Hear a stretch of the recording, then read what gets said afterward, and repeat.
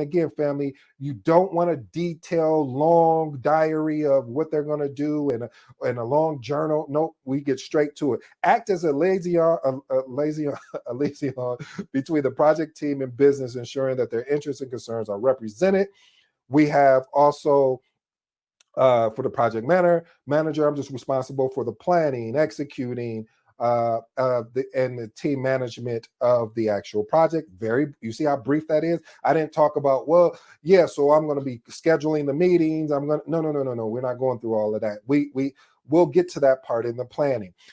City Council with Janice Reed and Ryan Hughes. So they're going to provide the necessary approval for project initiation and oversees its alignment with the municipal policies and regulations. And then John Weather, we have him coming in to provide expert advice on environmental sustainability and conservation, practices.